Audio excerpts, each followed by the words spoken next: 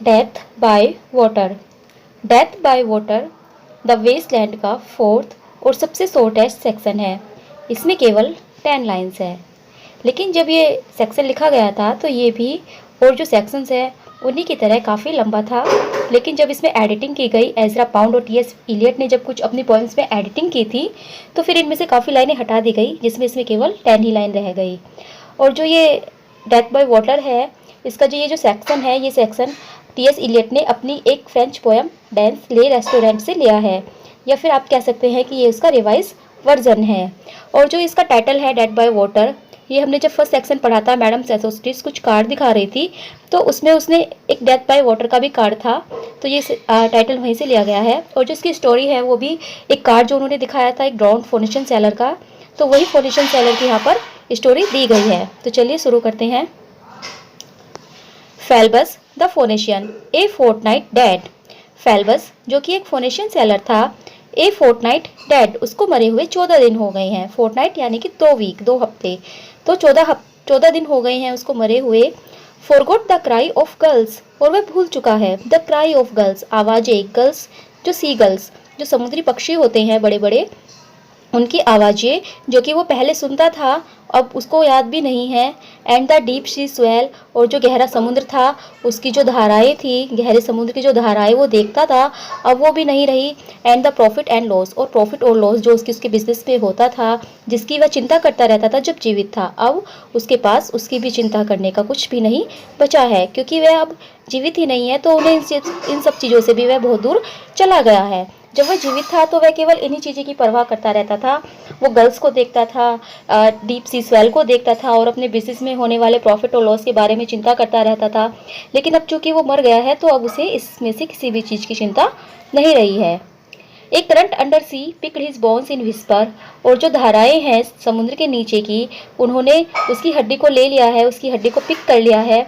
ऐसी रोज एंड फैल, और धाराओं के साथ ही वह बहता है। यानी कि जब धाराएं ऊपर नीचे इस तरह से रोज और फैल होती है तो उसी तरह जो उसका शरीर है, क्योंकि वह पानी में डूब चुका है, तो उसका शरीर भी इसी तरह रोज और फैल करता रहता है। और इतने दिन हो गए हैं, उसे 14 दिन हो गए हैं पानी में डूबे हुए, तो उसकी हड्डियों को भी जो अंदर की धाराएं हैं उन्होंने ले लिया है।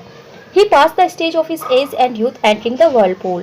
जब उसने वर्लपूल जो एक तरह से एक भंवर होता है, या आप बोल सकते जैसे चक्रवात तूफान आता है, तो इस तरह से जैसे, तो इसी तरह से क्या है कि जब वो वर्लपूल में जा रहा था, यानी कि वो समुद्र में डूब रहा था, तो उसके सामने उसकी एज, यानी कि उसने जो कुछ भी किया, जो उसका पुराना समय था, जो उसकी जवानी के दिन थे, वो सब उसके सामने, उसकी आंखों के सामने आ रहे थे।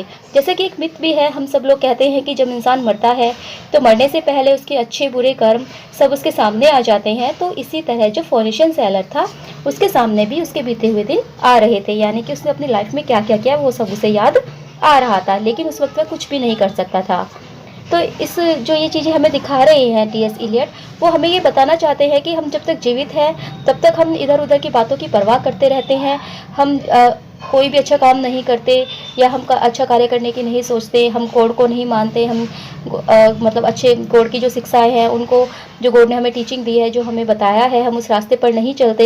लेकिन जब हम मर जाते हैं तो फिर हम कुछ भी नहीं कर सकते। हमने जितने भी अच्छे बुरे कर्म किए हैं वो सब हमारी आंखों के सामने आ तो जाते हैं, लेकिन जब फिर हम उन्हें चेंज नहीं कर सकते।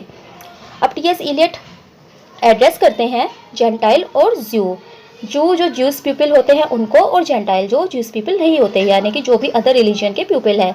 तो वो बोलते हैं कि तुम चाहे जेंटाइल हो चाहे तुम ज्यू हो, यानी कि चाहे तो तुम ज्यूस पीपल हो या फिर कोई अलग धर्म के लोग हो, तुम जो भी हो, you who turn the wheel and look to windward, जो कि अपने नाव को चलाते हो, अपने पहिए को चलाते हो, एंड लुक टू विंडवार्ड, और हवा की दिशा को देखते हो।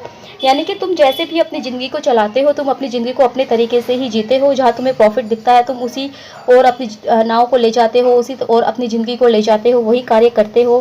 कंसिडर, याद रखो फेलेबस को याद करो, who was once handsome and tall as you, जो कि कभी हुआ करता था तुम्हारी तरह हैंडसम और तुम्हारी तरह ही टाल, यानी कि वह भी ऐसा ही था जैसे कि आज तुम हो। लेकिन अब वो चला गया है, उसको मरे हुए भी 14 दिन हो गए हैं, उसकी जो बॉडी है वो समुद्र में ही पड़ी है।